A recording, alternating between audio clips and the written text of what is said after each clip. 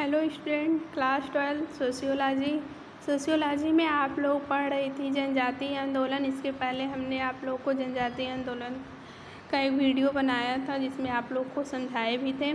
उसमें आप लोग समझी थी जनजातीय आंदोलन किसे कहते हैं और जनजातीय आंदोलन की विशेषताएं।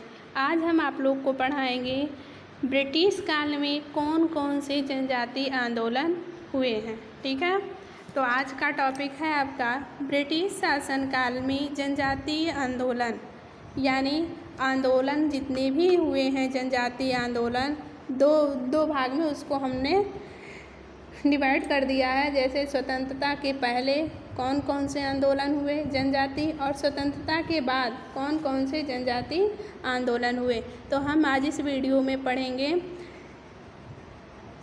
ब्रिटिश काल में जनजातीय आंदोलन, यानी भारत में होने वाले जनजातीय आंदोलन ब्रिटिश शासनकाल से ही आरंभ हो गए थे। यानी जो भारत में जितने भी जनजातीय आंदोलन हुए हैं उनका आरंभ यानी उनकी शुरुआत अंग्रेज के शासनकाल में ही प्रारंभ हो गए थे, जिसमें उन्होंने अपने शोषण के विरुद्ध आवाज़ उठाई।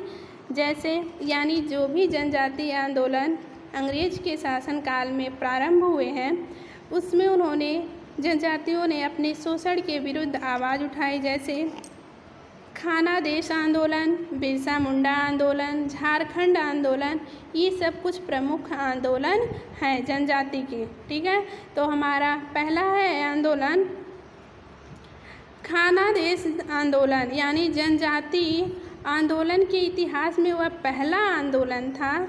ठीक है, कौन सा? खानादेश आंदोलन। वह पहला आंदोलन था जो सन 1817 में राजस्थान की भील जनजाति द्वारा चलाया गया था। किसके द्वारा? भील जनजाति द्वारा। ठीक है, यानी बात करते हैं अगर जनजातीय आंदोलन की और वो भी ब्रिटिश शासनकाल में, तो वह आपका फर्स्ट आंदोलन था जिसको हम कहते हैं खानादेश आंदोलन। यह 1817 में राजस्थान की भील जनजाति द्वारा चलाया गया था। किसके द्वारा? भील जनजाति द्वारा। यह आंदोलन अंग्रेज सरकार ने जब सड़कों और रेलवे लाइनों के निर्माण के लिए भीलों की भूमि बलपूर्वक अधिकार करना आरंभ कर दिया, तब भील जनजाति अपने अस्तित्व को बनाए रखने के लिए उन्होंने सरकारी कर्मचारियों पर आक्रमण करके अपनी भूमि पर पुनः कब्जा करने के लिए व्यापक आंदोलन छेड़ दिया। तो यानी जो आपका एक खानादेश आंदोलन है, इसमें क्या हुआ था? सबसे पहली बात तो 1877 में ये आंदोलन प्रारंभ हुआ था और कहाँ पे? राजस्थान के भील जनजाति द्वारा। उस समय अंग्रेज सरकार अपनी सड़क और रेलवे लाइन को बनाने के लिए जो भीलों की भूमि थी, जो ज़मीन थी उनको उन्होंने बलपूर्वक यानी अपने अधिकार में करना आरंभ कर दिया। यानी अपने बलपूर्वक अपने शासन के आधार पर उनके ज़मीनों को अपने अधिकार में करना प्रारंभ कर दिया। किसकी ज़मीन को? भील जनजाति के। तब जनजाति अपने इस अस्तित्व को, उनको लगा कि हमारी ज़मीन छीन जाएगी तो हमारा अस्तित्व ख़त्म हो जाएगा। तो उन्होंने क्या किया? अपने अस्तित्व को बनाए रखने के लिए जो ब्रिटिश सरकार की कर्मचारी थे उन पर आक्रमण करके अपनी भूमि पर पुनः कब्जा करने के लिए व्यापक रूप से यानी बहुत बड़े क्षेत्र के रूप में आंदोलन छेड़ दिया। उसी का नाम खानदेश आंदोलन पड़ा। बात करते हैं दूसरे आंदोलन की। तो दूसरा आंदोलन है ब्रिटिश शासनकाल का बिरसा मुंडा आंदोलन।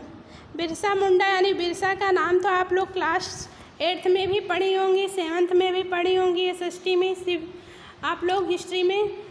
यहाँ देखिए 12th में भी बिरसा मुंडा आंदोलन की बात आ गई है। बिरसा मुंडा आंदोलन जो था वह झारखंड, चूँकि हमने खानदेश आंदोलन कहाँ से संबंधित है? राजस्थान के भील जनजाति से।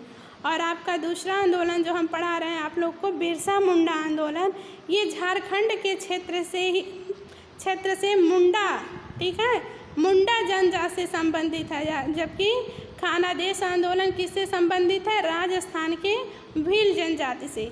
ये दो चीज़ आप लोग बहुत इम्पॉर्टेंट है, इसे ध्यान रखिएगा कि खानादेश आंदोलन हुआ आपका राजस्थान के भील जनजाति से है, जबकि बिरसा मुंडा आंदोलन हुआ झारखंड के मुंडा जनजाति से है। ठीक है, यह आंदोलन जो है 19वीं शताब्दी के अंतिम समय में, यानी कब? 19वीं शताब्दी के अंतिम समय में इस जनजाति के बहुत से लोगों को जब अंग्रेज सरकारों के द्वारा बेगार करने के लिए बाध्य किया जाने लगा, तब यह आंदोलन आरंभ हुआ। यानी 19वीं शताब्दी में बिरसा मुंडा आंदोलन की शुरुआत हुई। यह आंदोलन 1890 से लेकर के 1907 तक चला, यानी काफ़ी लंबा यह आंदोलन चला।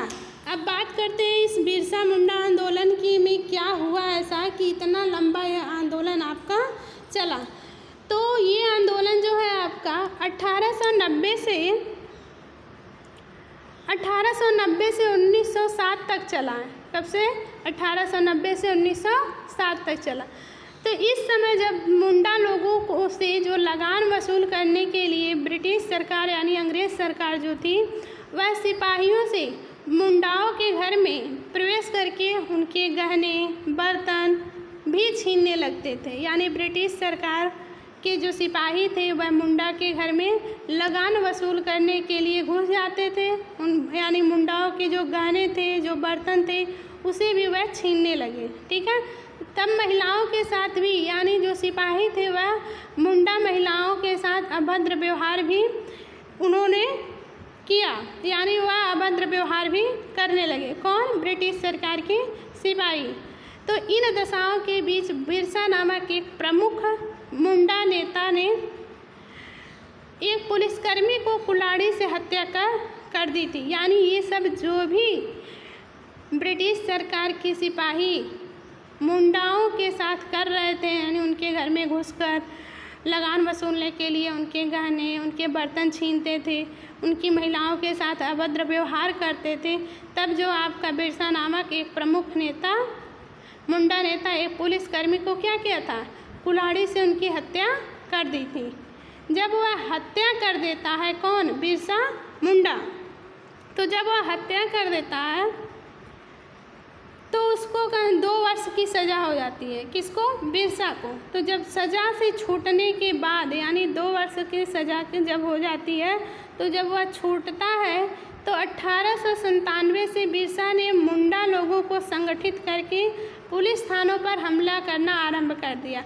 यानी जब बिरसा मुंडा जेल से छूटता है सज़ा काटने के बाद, जो पुलिसकर्मी को उसने हत्या की थी, उसी हत्या की सज़ा में उसको 2 साल के लिए जेल में डाल दिया गया था। ठीक है, तो जब वह जेल से बाहर आया तो 1897 से बिरसा ने जितने भी मुंडा जनजाति के लोगों को क्या किया?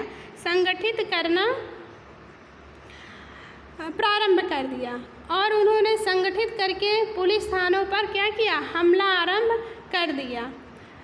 जब यह आंदोलन तब धीरे धीरे आंदोलन क्या हुआ? हिंसक हो गया।